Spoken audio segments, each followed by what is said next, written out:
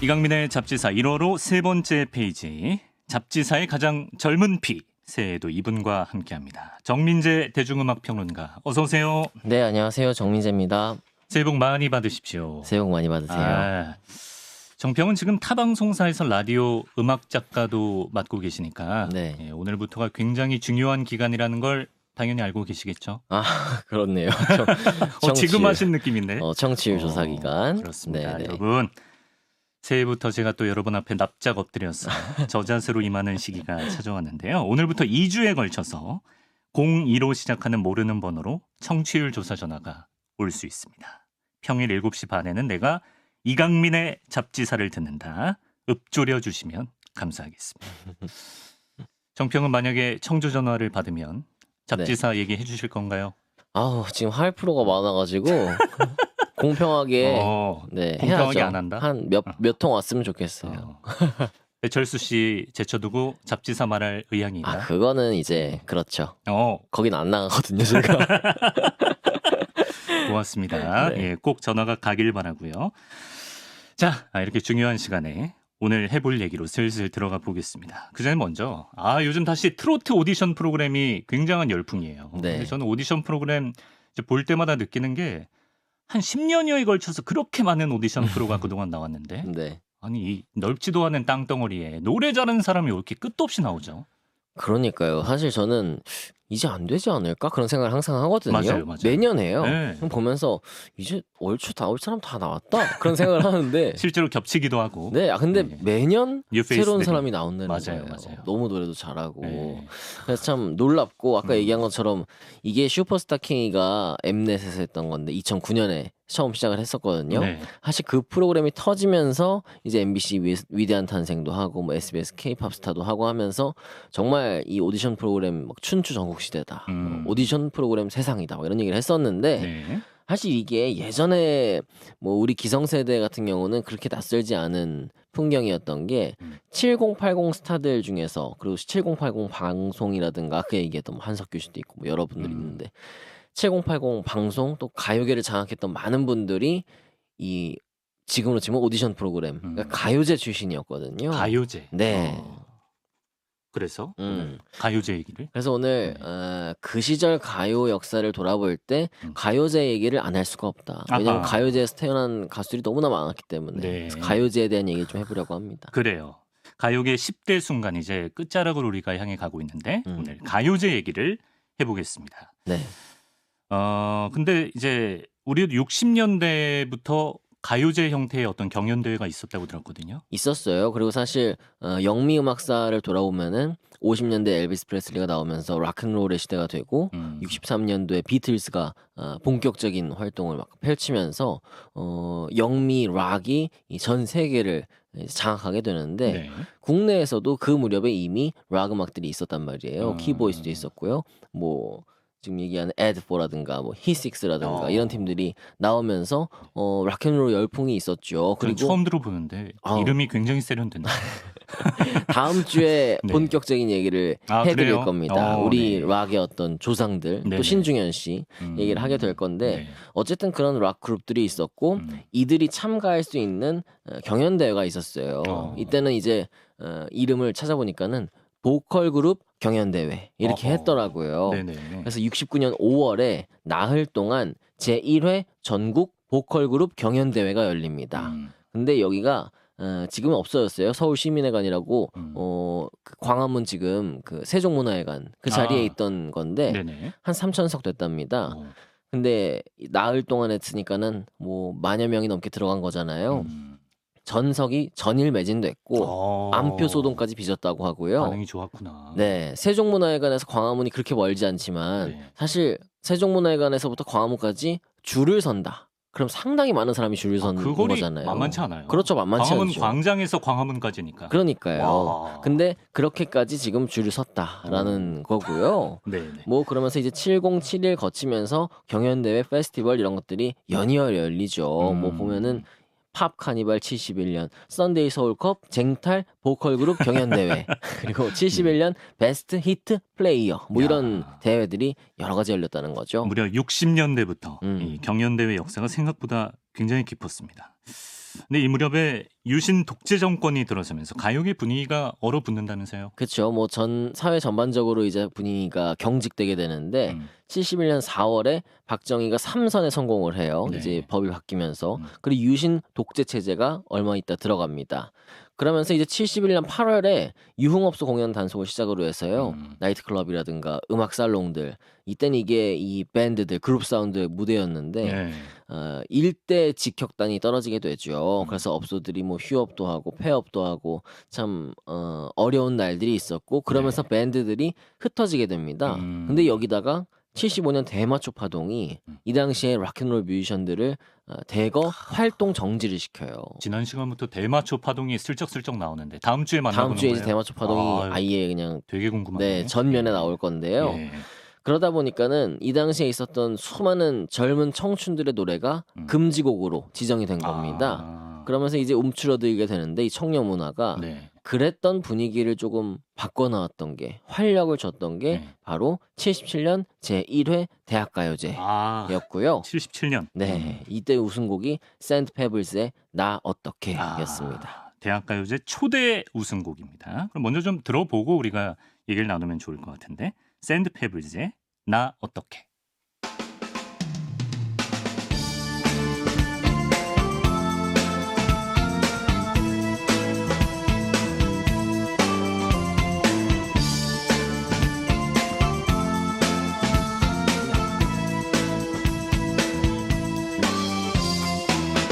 나 어떻게 너 갑자기 가버리면 나 어떻게 너를 잃고 살아갈까 나 어떻게 나를 두고 떠나가면 그건 안 돼 정말 안 돼 가지 마라 네, 샌드 페블즈의 나 어떻게 들었습니다. 당시 경직된 가요계에 활력을 더해준 의미 있는 곡인데 샌드 페블즈 소개를 좀 더 해주시면 좋을 것 같아요. 네, 샌드 페블즈는요 서울대 농대 캠퍼스 밴드였어요. 지금은 서울대가 관악에 다 모여 있지만은 이때만 해도 막 여기저기 흩어져 있었거든요. 아. 이때 서울대 농대는 수원에 있었습니다. 예, 예. 그래서 샌드 페블즈 6기의 노래였는데 음. 이 기수가 2학년 1년 동안에만 활동을 할 수 있었대요. 그러니까 2학년 1년만 샌드 페블즈 활동을 하고 이제 그 이름을 물려주는 되게 특이하네요. 그렇죠. 예. 그런 형식으로 이제 밴드가 이뤄졌었고 네. 이 노래를 작사곡한 사람은 산울림의 둘째 김창훈 아하, 씨였습니다. 여기 계셨구나. 네, 이분이 이제 샌드 페블즈 5기의 베이스 연주자였고요. 이제 올라가면서 학년이 이제 나는 팀을 나왔지만 어쨌든 6기 후배들을 도와주는 어떤 매니저, 예. 뭐 멘토, 약간 대표 같은 느낌. 아. 이 대학가요제 참가를 권유했던 것도 이분이라고 하더라고요. 서울대 농대 하니까 그 SM 이수만 프로듀서도 서울대 농대 출신 아닌가요? 네, 이수만 씨도 서울대 농대 나왔고 네. 샌드 페블즈 멤버였습니다. 2기. 아, 직접 2기의 보컬이었어요. 네네. 네네네. 그 농대만의 바이브가 또 있나 봐요. 그렇죠. 그리고 이제 77년 대학가요제 1회 이때 네. 사회를 받기 때문에 이분이 어. 아마 후배들이 이 상 받는 걸 보면서 좀 그러네요. 남다르지 않았을까 그런 생각 들어요. 그런 연결고리가 있습니다. 그나저나 이 샌드 페블즈도 이름이 굉장히 세련됐다는 생각이 들어요. 네. 직역하면 모래와 자갈 네, 이런 그렇죠. 뜻인데 그럼 뭐 모래 담당 멤버, 자갈 담당 멤버가 따로 있었나요? 뭐 H.O.T가 아니기 때문에 서태지와 아이들처럼. 그렇게까지는 안 갔을 것 같은데 이 이름이요. 네. 산 파블로라는 영화가 있어요. 스티브 맥퀸이 나왔던 옛날 영화인데 네네. 이때 이 멤버들이 처음에 네. 이 샌드 페블즈 이름을 어떻게 할까, 밴드 이름 어떻게 할까 하다가 네. 그 영화 재밌었는데 이름이 멋있는데 근데 산 파블로는 영어가 아니니까 네. 이거를 영어로 하면은 The Sand Pebbles예요. 영재가. 그러니까 그 샌드 페블즈를 제목으로 했던 거죠. 영화 제목이 있었다 같군요. 네네네. 자, 당시 대학가요제를 기획한 MBC 임성기 PD가 이런 얘기를 했다고 합니다. 대학 문화와 방송의 접목으로 방송의 질과 폭을 넓힐 수 있다. 실제로 방송의 질과 폭이 넓어졌겠죠? 상당히 넓어졌고요. 네. 그러니까 대학 문화를 방송에서 소개한다. 그리고 나중에는 이제 이 대학가요제가 대학교 안에서 캠퍼스 안에서 열리게 되거든요. 그러니까는 그런 캠퍼스 문화를 소개하는 그런 창구가 되기도 했고요. 네. 물론 뭐 비판점들도 있었어요. 뭐 대학은 어쨌든 저항 문화에 저항하는 것들의 상징이었는데 그게 너무 주류에 영합하는 판을 깔아준 거 아니냐? 네네 그런 시각에 대한 비판도 있었지만 네, 네. 어쨌든 이 대학가요제가 참 흥행을 하면서 앞으로 살펴볼 여러 가요제들도 나왔고 그리고 이 1회 대학가요제에서 이 그랑프리 했던 샌드페블즈의 나 어떡해 그리고 서울대 트리오의 젊은 연인들 그 이명우 씨의 가시리 이런 노래들이 인기 얻었고요. 네. 원래는 이거 그냥 1회 정도 해보자 그런 생각으로 기획을 했던 거래요. 처음엔 다 그러죠. 뭐. 그렇죠. 예. 근데 이게 너무나 잘 되니까는 이제 연례 행사처럼 되게 된 거죠. 그렇군요. 이제 말씀하신 대로 1회 대회를 이수만 씨가 사회를 봤는데 당시 이제 이수만 씨가 대학가요제 취지를 이렇게 설명했다고 합니다. 대학 생활의 낭만과 취미 활동의 무대를 제공함으로써 대학 풍토의 명랑화에 기여하기 위해 문화방송이 마련했다. 명랑한 대학 생활. 그렇죠. 네. 그리고 어쨌든 대학생활의 낭만과 취미 활동의 무대를 제공한다. 그런 개념에서도 뭐 이따 얘기하겠지만은 대학가요제 나가기 위해 대학 간다. 막 이런 얘기를 할 정도였으니까요. 네. 그 시절에 아주 대단한 문화 키워드였죠. 근데 이런 취지라면 사실 요즘이야말로 대학가요제가 필요한 게 아닌가 그런 생각도 드는 게 요새 생각 다 들죠. 뭐 취업 준비하느라 네. 굉장히 삭막해졌다 이런 얘기를 많이 들었어요. 낭만이 없어졌으니까. 그렇습니다. 네.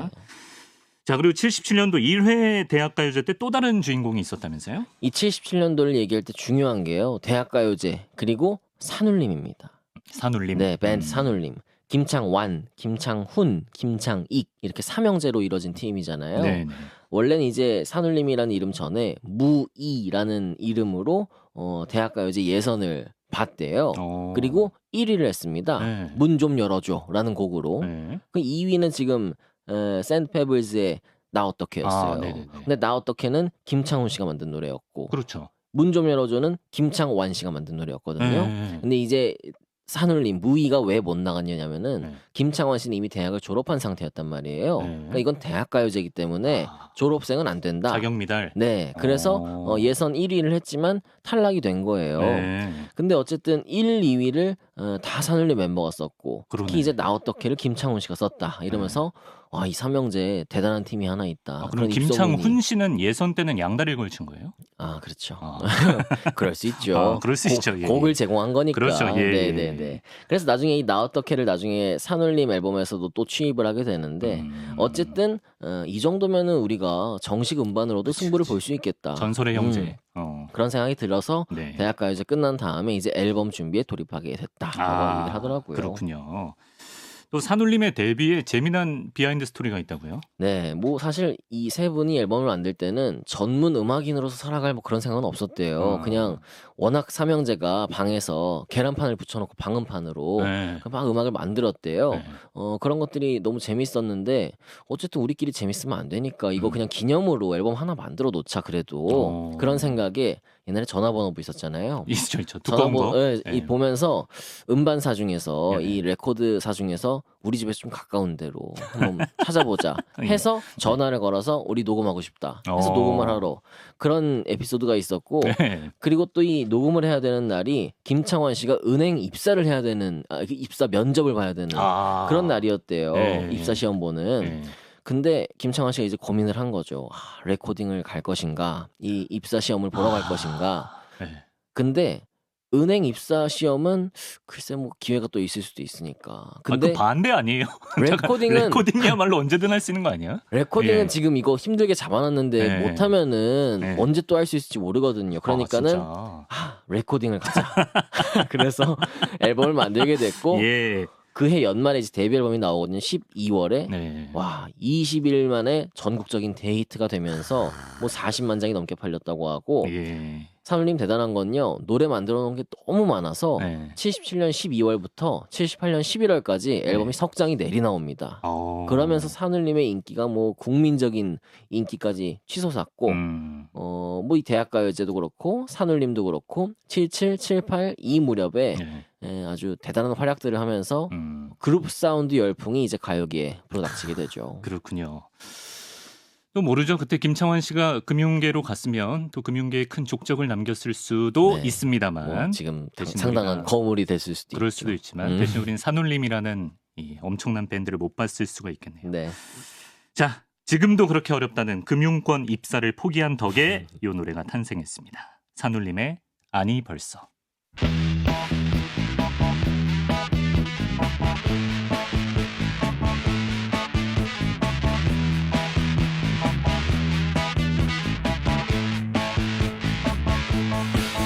아니 벌써 해가 솟았나 창문 밖이 워낙에 밝았네 가벼운 아침 발걸음 모두 함께 콧노래 부르며 밝은 나를 기다리는 부푼 마음 가슴에 가득 이리저리 지나치는 정다운 눈길 거리에 찾네 지금 들어도 뭔가 좀 풋풋함, 네. 신선함 같은 게 막 느껴지고 그리고 아주 새롭죠. 새로워요 진짜. 네. 그래서 락 음악 마니아들 그리고 평단 사이에서 특히 네. 이제 세계적으로도 해외에서도 이 산울림의 앨범을 굉장히 중요하게 생각합니다. 굉장히 독창적인 락 음악이다. 제가 막귀라서 정평은 어떻게 생각하실지 모르겠지만 약간 좀 비틀즈 느낌도 좀 나요. 비틀즈의 느낌이 네. 없지 않지만 사실은 갈래는 좀 다릅니다. 갈렌 네, 다르다. 네, 네. 예, 냉정하시네요. 자, 산울림의 아니 벌써 만나봤습니다. 어쩌다 보니까 우리가 청취율 조사 기간에 MBC 라디오 음악 작가와 SBS 라디오 DJ 얘기를 하고 있어요. 아, 그러네요. 하지만 여러분은 CBS와 함께하고 계시다는 걸 잊으시면 안 됩니다, 여러분. 아, 네. 자, 이렇게 대학 가요제를 우리가 찍어봤으니까 이제 다른 가요제 얘기도 해볼까요? 그러니까 대학가요제가 아까 얘기한 것처럼 1회만 하려던 게 너무 잘 돼서 연례 행사가 되고 대학생이 되면은 대학가요제를 한 번쯤 나가보는 게 어떤 추억이 된다. 도전해보는 것도 좋다. 이런 생각들을 막 하게 되고 네. 79년 3회에 대학가요제에 나왔던 임철우 씨랑 같이 나왔던 김학래 씨 있어요. 가수 김학래 씨. 김학래 씨. 네, 개그맨 김학래 씨랑 동명이인인데 예, 예. 내가라는 노래가 이제 이때 대상 받았거든요. 지금 참 좋은 노래인데 이분이 그런 얘기했대요. 대학가요제 나가기 위해서 나 입시 공부하기 진짜 싫었는데 대학교에 갔다. 근데 이게 김학래 씨만 그랬진 않았을 거 아니에요. 주객이 전도된. 네, 얼마나 많은 학생들이 대학을 갔겠어요. 고등 래퍼 나가기 위해 고등학교 가는 느낌이네요. 그렇죠, 그렇죠. 야, 진짜 대단하다 진짜 네, 위상이. 그 정도의 네. 위상이었고 네. 전 국민적인 어떤 엔터테인먼트 쇼였고요. 네, 사실 우리도 뭐 슈스케 나오고 위탄 나오고 케이팝스타 나오고 했던 것처럼 그렇죠. 그래서 대학가요제 나오니까는 바로 TBC FM 동양방송에서 대학마가 나옵니다. 뭐죠? 네, 78년 충남 태안 연포해변에서 열린 해변가요제. 해변 가요제. 네, 해변가요제가 이때 1회를 했고요. 네. 79년부터는 이제 젊은이의 가요제라는 이름으로 바꿔서 연례 음. 행사로 몇 년 동안 진행이 됐었죠. 그리고 바로 이어서 79년도에는 MBC FM에서 그 유명한 강변 가요제를 개최하는군요. 네, 강변가요제가 MBC FM에서 나왔었고 그래서 이제 MBC 라디오에서 이걸 송출하면서도 텔레비전에서도 동시에 나갔던 그런 행사였죠. 네. 그 심지어 각 지역 방송국에서도 비슷한 성격의 가요제들이 막 나왔는데 특히 78년 광주에서 열렸던 전일방송 대학가요제 여기에서는 김만준 씨의 모모라는 노래가 있어요. 모르시죠? 모모. 네. 모모는 철부지 이건가요? 맞아요, 맞아요. 이거 아니에요? 네, 맞아요, 맞아요. 들어본 것 같아. 어떻게 네. 하시지? 예전에 그냥 그 차에서 들어갔던. 아, 네네. 그 아실 정도로 그렇죠. 제가 한다는 거. 네, 보통 유산이죠, 명곡이 유산. 아니라는 거. 가요계의 유산. 전 국민적인 히트가 됐고요. 되게 오래된 노래구나. 엄청 오래된 네. 노래예요. 근데 이 노래가 그렇게 히트해서 그 모모는 철부지라는 영화가 나왔잖아요. 전영록, 이미숙 주연. 그렇습니까? 네, 그 정도로 뭐 대단했고 이 영화는 아예 강변가요제랑 대학가요제를 테마로 한 그런 영화였어요. 네네. 그렇군요. 정말 가요제의 황금기였다. 이렇게 볼 수 있겠습니다. 근데 그 중에서도 가장 황금 라인업으로 불리는 가요제가 있었는데 78년도 제1회 해변가요제가 그렇다고요? 네, 뭐 이따가 자세한 라인업을 설명하겠지만은 네. 이 해변가요제를 항상 얘기하게 되는 이유는 여기서 바로 구창모, 배철수 이 두 사람이 운명적으로 만났기 때문이에요. 네, 구창모 씨가 블랙 테트라 멤버였고 배철수 씨는 활주로 멤버였죠. 활주로. 네, 활주로. 그랬는데 해변가요제에 나갔어요, 둘 다. 네. 예심에 나가가지고 두 팀 다 나갔는데 이제 예심 때 구창모 씨가 이렇게 있다가 대기 중에 어떤 멤버가 장발인데 머리가 긴데 네. 한쪽 구석에 이렇게 쪼그리고 앉아 있었대요. 가지고 네. 누굴까 이렇게 봤는데 나중에 보니까 그게 배철수 씨라고 하필 또 했어요. 분위기 있게 쪼그리고 앉아 있네. 네. 락커는 네. 그렇죠, 그렇죠. 구석에 어디 편안한데 앉아 있을 수 음지에 없는 있어야죠. 그렇죠, 그렇죠. 예, 예. 그랬는데 예심 때 이제 세상 모르고 살았노라라는 노래를 막 부르는데 음. 본인은 그 노래를 원래 몰랐대요. 네. 근데 이제 보니까는 와 전주부터 너무 멋있다. 그래서 반했었다라는 얘기를 했었고 네. 배철수 씨도 이제 이 해변가요제 2차 예심에서 누가 노래를 너무 잘 불러가지고 이렇게 네. 슬쩍 봤더니 이게 남잔지 여잔지 구분이 안 갈 정도로 미성이었대요. 아. 그래서 와 누굴까 슬쩍 보니까 그게 구름과 나를 부르는 블랙 테트라의 구창모 서로 씨였다고 꽂혔구나. 합니다. 그러니까 서로 그때 반했대요. 네. 얘기는 안 했지만. 네. 그래서 이제 나중에 송골매 1집이 나오고 그게 잘 안 되고 멤버들이 뭐 군대 가고 하면서 약간 재정비가 필요한 시점에 배철수 씨가 그 유명한 오색약수터에 찾아가서 읍소를 하면서 구창모 씨와 함께 같이 약수터에서. 하자. 네, 그래서 그런 도원 결의의 느낌으로. 어. 그래서 이제 송골매 2집에 합류를 하고 네. 히트 앨범이 나온 거죠. 아하. 이 또 스토리 두 사람의 만남 스토리를 들으니까 이 노래 제목이 왠지 범상치 않게 느껴지는데 한번 만나보겠습니다. 송골매 어쩌다 마주친 그대.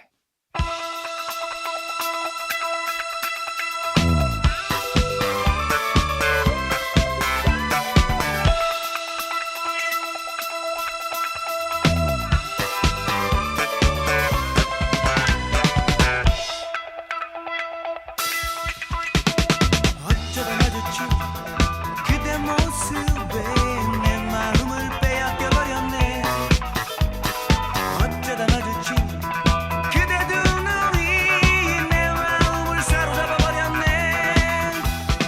그대에게 할 말이 있는데 왜 이리 용기가 없을까. 말을 하고 싶지만 자신이 없어. 내 가슴만 두근두근 답답한 이 내 마음 바람 속에 날려보내리. 네, 잡지사 동시간대 프로의 명 DJ시죠. 배철수 씨가 속한 송골매 어쩌다 마주친 그대를 들었습니다. 네. 정평이 아무리 봐도 좀 내부 스파이 느낌이 좀 나는 것 같은데 오늘 어, 가져오는 가수마다 경쟁사. 의도치 않게 지금 그렇게 되네요. 어허, 의심의 눈초리를 거둘 수가 없습니다. 자, 어쨌든 이렇게 대학가요제, 해변가요제, 강변가요제를 통해서 그야말로 80년대를 대표하는 스타들이 대거 탄생하기 시작합니다. 네, 그 80년대 스타의 산시라고 했던 말이 정말 거짓이 아니고요. TBC라는 방송국은 뭐 지금 안 남아 있잖아요. JTBC가 되긴 나중에 했지만은. 근데 이 TBC 해변가요제는 전두환 정권의 언론 통폐합 조치에 따라서 이제 KBS에 흡수가 돼요. 네. 3회 만에 그러니까 방송국이 사라진 겁니다. 그래도 이제 KBS에서 젊은이의 가요제를 한 번 더 열어서 4회까지 나왔었고 네. 뭐 짧은 기간이었는데도 스타가 정말 많이 나왔죠. 4회 만에. 네. 자, 그래서 저희 에디터들이 요청을 해왔습니다. 가요제가 낳은 그 많은 스타들 좀 핵심만 뽑아서 정리 좀 해달라. 우리가 네. 내놓고 좀 추억 속으로 들어가 보자. 네. 이런 느낌이거든요. 그러니까 MBC 대학가요제는 일단 원조의 위험이라고 할 수 있죠. 음. 사실 제가 이거를 미리 자료를 주잖아요. 네. 그러면은 요약을 해서 줍니다. 그리고 이거는 더 이상 요약을 할 수 없을 만큼 이 사람 얘기하면 다 아는 그런 정도 이름들이에요. 뭐 네네. 지금 듣고 계신 분들은 정말 다들 아시겠지만은 1회 뭐 샌드페블스의 나 어떻게였고 네. 2회 78년에 썰물에 밀려오는 파도 소리에. 근데 이때 스타는요 신민경이었어요. 심민경. 모르시겠죠? 생소한데요. 심수봉 씨예요. 아, 심수봉 씨가 심수봉 씨의 본명이에요. 대학가요제 출신이에요. 그때 그 사람을 이때 불렀어요. 와. 자작곡으로. 네. 근데 안 됐어요 대상이. 왜냐? 네. 너무 기성곡 같이 완벽하다. 아, 너무 약간 좀 아마추어 느낌이 안 나서. 대학생이면 대학생답게 조금 이렇게 아마추어 느낌도 있고 해야 되는데 그런 게 어딨어. 그때 그 사람은 너무 노래가 이거 잘 된 거죠. 아, 잘해도 문제네. 잘해도. 그래서 대상을 못 받았어요. 근데 그 해 스타였죠. 그리고 노사연 씨 나왔었죠. 활주로가 대학가요제에 또 나왔습니다. 해변가요제 이후에. 네. 8월달에 해변가요제고 10월달에 이제 대학가요제인데 이때 나왔었고요. 네. 그리고 아까 얘기했던 김학래, 이철우의 내가, 임철우의 내가 있었죠.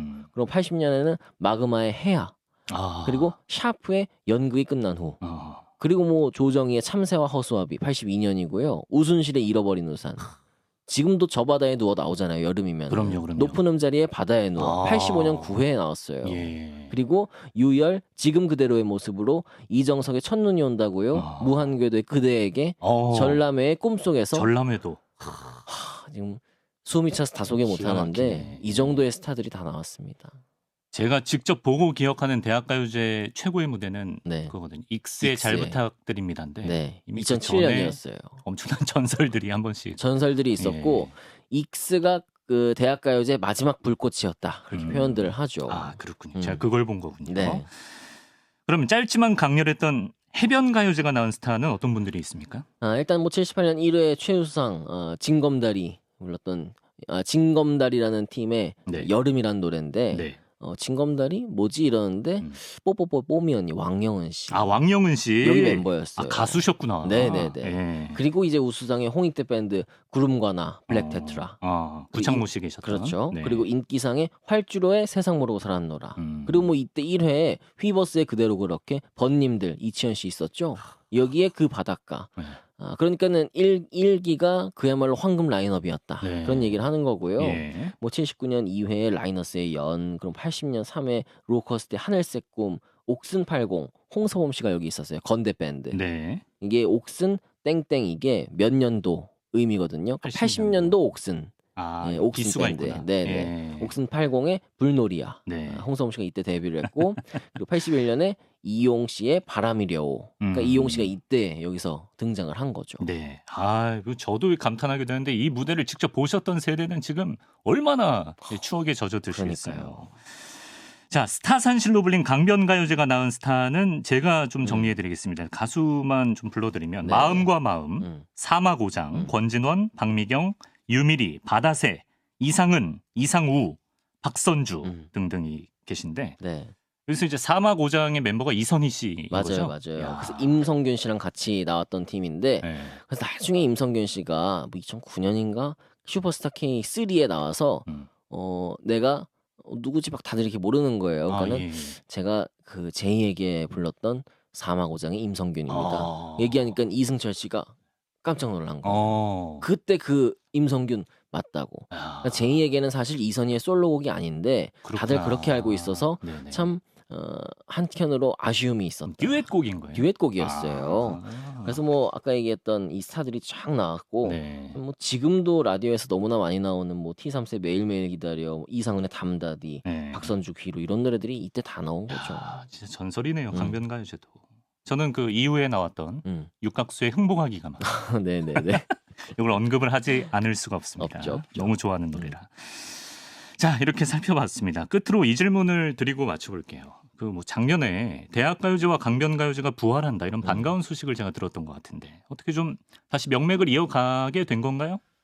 일단은 부활을 하자 해가지고 강변가요제도 한 걸로 알고 있고 대학가요제도 이렇게 시도를 했던 것 같은데 네. 사실 어렵지 않을까 하는 생각은 있어요. 왜냐면 이 시기만 해도 정말 텔레비전 아니면 없잖아요. 라디오, 텔레비전 두 개가 끝인데 네. 그래서 가수가 되려면은 음반사 오디션을 직접 보거나 그렇죠. 이렇게 가요제 나와야 되는데 네. 지금은 방법이 너무나 많아요. 그렇긴 그래서 하죠. 굳이 이 가요제 프로그램까지 내가 출연을 할 이유가 없다. 신인이 되기 위해서. 어허. 그래서 이걸 운영하기가 참 어려울 것 같고 네. 또 관심사가 지금 너무나 많은 걸로 쏠려 있잖아요. 그러다 보니 흩어져 있기 때문에 어렵지 않을까 그런 어렵지 생각 않을까. 들어요. 하지만 또 우리 마음에서는 또 그런 경연의 장이 좀 벌어져서 네. 제가 말씀드린 것처럼 대학생들이 코로나 거치고 네, 취업 네. 준비하느라 너무 삭막한 캠퍼스 라이프를 네, 지금 살고 있기 때문에 또 청춘을 위한 멋진 경연장이 다시 한번 좀 부흥했으면 하는 맞습니다. 바람도 뭐 있습니다. 토익하고 뭐 네. 하고 뭐 하고 이럴 때가 맞지만 맞지만 해야 되지만 해야 되지만 예. 그래도 뭐 이 음악도 좀 해보고 친구들하고 그럼요. 이, 예. 이 밴드를 한다는 게 굉장한 어떤 팀워크의 그렇죠, 그렇죠. 장입니다. 평생 추억이기도 하고 그럼요. 예. 그렇습니다. 여기까지 정민재 대중음악 평론가와 가요제의 순간들 만나봤습니다. 정평 고맙습니다. 네, 감사합니다.